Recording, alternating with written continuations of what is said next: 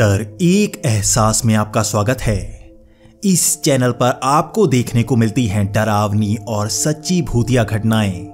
अगर आपको ऐसी ही वीडियोस देखना पसंद है तो आप हमारी वीडियोस में जाकर और भी ऐसी कई वीडियोस देख सकते हैं।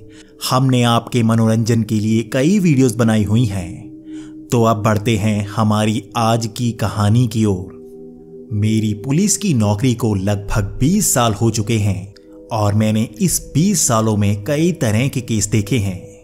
मैंने कई अजीब तरह की मौतें देखी हैं, कई लूटें देखी हैं और अजीब अजीब से किस्से देखे हैं। लेकिन इस बार मेरी पोस्टिंग हुई थी घने जंगलों में। यहाँ पर एक छोटा सा शहर है जहाँ पर मेरी पोस्टिंग हुई थी। मैं सोचा करता था कि ऐसी शांति में मुझे रिटायरमेंट मिले तो अच्छा होगा। यहाँ पर तो बहुत ही कम कंप्लेंट्स आती हैं और वैसे भी शांति में बहुत ही अच्छा महसूस होता है। यहाँ पर क्राइम रेट बहुत ही कम है, इसलिए यहाँ पर सेफ फील होता है। लेकिन आज मैं आपको अपने जीवन की एक ऐसी घटना बताने वाला हूँ जिसने मेरे अंदर तक डरा कर रख दिया था। ये बात कुछ साल पहले की है। तब हमारे पुलिस स्टेशन में कंप्लेंट आई। कंप्लेंट ये थी कि एक लड़का इन जंगलों में खो गया है। उस लड़के के जाने की दिशा हमें पता थी, लेकिन हम शाम के वक्त रेस्क्यू नहीं कर सकते थे।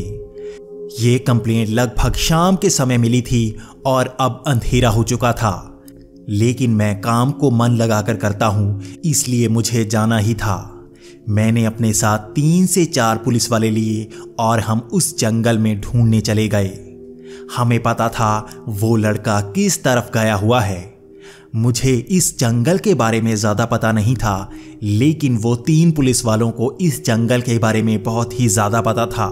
जाते वक्त मैं उनसे बातें कर रहा था कि पहले कहाँ जाना है मुझे ये बताओ। मैं उनसे जानना चाहता था कि ये जंगल कितनी दूर तक है, इस जंगल में क्या क्या है और कहाँ तक जाया जा सकता है।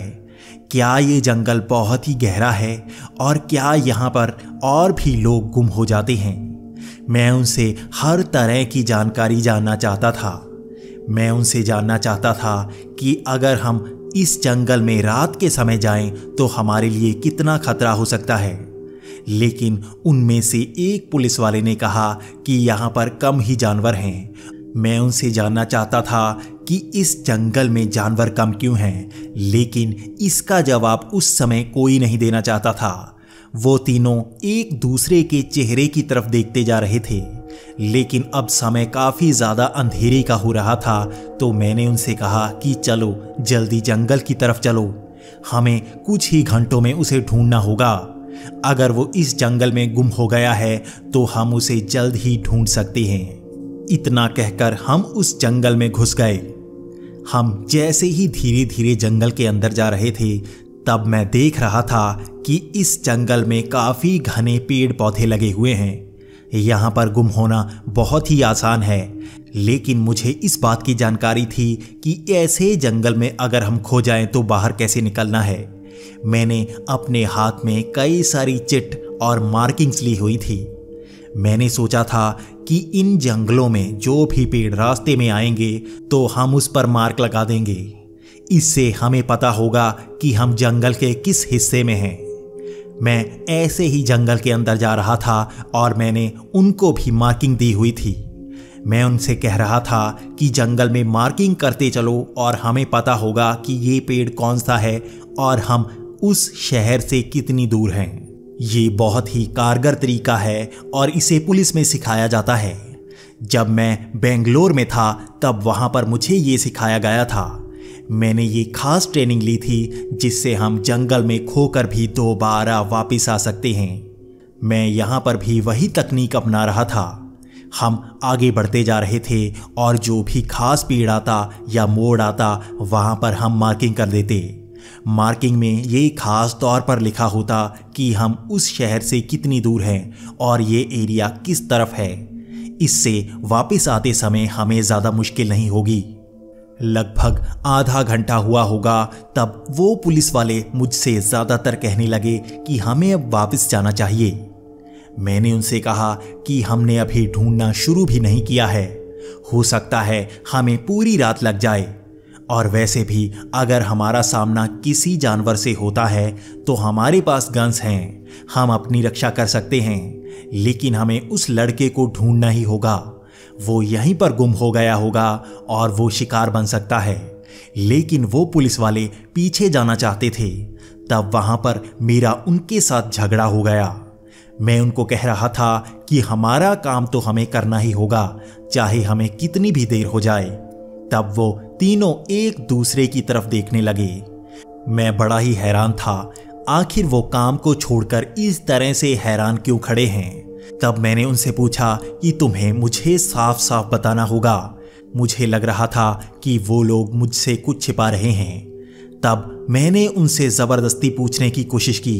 मैंने उनसे कहा कि मैं ऊपर तक कंप्लेंट करूंगा कि तुम मेरे साथ काम नहीं कर रहे। तब उनमें से एक पुलिस वाले ने मेरे से बात करना शुरू किया। उसने कहा, इन जंगलों में शापित शक्तियां हैं जो लोगों को गायब कर देती हैं। यहां पर पहले भी कई लोग गायब हो चुके हैं। कहते हैं कि यहां पर कई अजीब भूत प्रेत और अजीब डायन घूमती हैं। ये बहुत ही ज्यादा मात्रा में हैं, इसलिए लोग इन जंगलों में नहीं जाते। मैं पहले उनकी तरफ देख रहा था। मैंने एक एक करके तीनों की तरफ देखा और मेरी हंसी निकल गई। मैं बहुत ही जोर जोर से हंस रहा था क्योंकि मैं इन चीज़ों पर यकीन नहीं करता था। मैंने अपनी पूरी जिंदगी में ऐसा कभी नहीं देखा था। मैं तीनों की तरफ हंस रहा था। थोड़ी देर हंसने के बाद मैं उनकी तरफ घूरने लगा। मैंने उनसे कहा कि मेरे साथ ऐसे खेल मत खेलो, इस तरह से मुझे बेवकूफ़ मत बनाओ। अगर तुम पीछे जाना चाहते हो तो कोई अच्छा सा बहाना लगाओ। ऐसी बेवकूफ़ी वाली बातें करके तुम पीछे नहीं जा सकते। इतना कहने के बाद मैंने उनसे कहा कि तुम्हें मेरे साथ आना ही होगा। इतना कहकर हम आगे की तरफ चलना शुरू हो गए। अब आगे काफ़ी घने पेड़ आ रहे थे और हम भी आगे चलते जा रहे थे। हम चारों तरफ आवाज़ें लगा रहे थे ताकि अगर वो उसे सुन ले तो उसको पता लग जाए हम आसपास ही हैं। हम ऊंची ऊंची आवाज़ें लगा रहे थे, लेकिन मैं हैरान था। यहाँ पर ना तो किसी पक्षी की आवाज़ आ रही थी और ना ही कोई जानवर आसपास नज़र आ रहा था। मैं वैसे भी कई बार जंगलों में जा चुका हूँ। वहाँ पर हमें कई तरह के पक्षी मिलते हैं। लगभग बंदर तो पेड़ों पर होते ही हैं, लेकिन यहाँ पर तो पेड़ों की सिवा कोई जानवर या पक्षी नजर नहीं आ रहा था। मैंने इसके बारे में पूछना चाहा तो एक पुलिस वाले ने कहा कि यहाँ पर कोई जानवर होता ही नहीं। कहते हैं ये शैतानी आत्माएं उसे भी खा जाती हैं। अब तक कोई भी वहाँ का पूरा सच नहीं बता पाता, लेकिन हमें वहाँ पर नहीं जाना चाहिए। हमारे साथ कुछ भी बुरा हो सकता है। मैं फिर से उनकी तरफ घूर रहा था। मैंने उनसे कहा, या तो आज हम सच पता लगा लेंगे या फिर उस लड़के को वापस ले आएंगे जो यहाँ खोया होगा। आज या तो तुम्हारी बात सच होगी या मेरी बात। इतना कहकर हम आगे की तरफ बढ़ते जा रहे थे। जैसे ही हम आगे बढ़े तो वहाँ पर अजीब सी आवाज़ें आने लगी। ये जैसे 1 से 2 लड़कों की आवाज़ें थीं। ये जैसे चीखने की आवाज़ें थीं। हम तेज़ी से उस तरफ बढ़ते जा रहे थे। मैंने देखा वो पुलिस वाले लगभग मेरे पीछे ही आ रहे थे। वो जैसे डर रहे थे और मैं जितना आगे जाता वो मेरे पीछे ही आते। वो मुझसे ज़रा भी आगे नहीं निकल रहे थे। मैं जानता था वो डर रहे हैं, लेकिन मुझे तो अपना काम करना ही था। मैं ऐसे ही आगे बढ़ता जा रहा था। मैंने महसूस किया कि वो आवाज़ अब नज़दीक से आ रही है। मुझे पता है जंगल में आवाज़ कितना गूंजती है।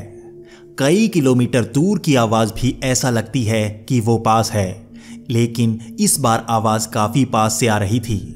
मुझे पता था अगर आवाज़ की गूंज कम हो, इसका मतलब ये होता है वो आवाज़ पास से आ रही है। अगर आवाज़ की गूंज बहुत ही ज़्यादा हो तो वो काफ़ी दूर से आवाज़ होती है जो आस-पास से टकरा कर आती है, इसीलिए उसमें गूंज बहुत ही ज़्यादा होती है। ये आवाज़ हमारे पास से आ रही थी और हम भी उस चीख की तरफ बढ़ते जा रहे थे। काफ़ी देर तक वो चीखें हमें सुनाई देती आ रही थी। हमें पता था ये दो लड़कों की आवाज थी जिनकी उम्र एक जैसी ही रही होगी। हम उस तरफ बढ़ते जा रहे थे। मैं सोच रहा था कि उस लड़के को कोई नुकसान ना हो गया हो सकता है यहां पर कोई बड़ा जानवर रहता हो जो छोटे जानवरों को खाता हो। उसने उस लड़के पर हमला किया हो सकता है। वो लड़का काफी देर से चिल्ला रहा था, तो ये तो पक्का था कि उस जानवर ने उसे दबोचा होगा। मैं यही सोचता हुआ आगे बढ़ता जा रहा था। तब मैंने अपनी गन हाथ में रख ली।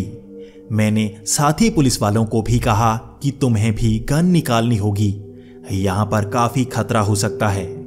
उन्होंने भी गन निकालकर हाथ में ले ली। ऐसा करते ही हम आगे बढ़े।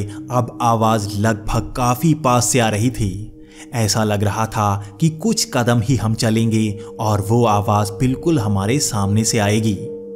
मैंने ध्यान दिया कि आगे जैसे सपाट सा मैदान है, यहां पर कोई पेड़ पौधे नहीं लगे हुए थे। ये बिल्कुल जैसे जंगल के बीच की जगह हो और यहां पर पेड़ पौधे नहीं थे। मैंने जैसे ही उस झाड़ी को पार किया तो मैं हैरान हो गया। आगे जैसे कोई प्राचीन सा मंदिर बना हो। ये कोई हिंदू धर्म का मंदिर नहीं था, बल्कि अजीब सा मंदिर था, जैसे कोई शैतानी मंदिर हो। इस मंदिर पर बड़ी ही अजीब सी मूर्तियां लगी हुई थी।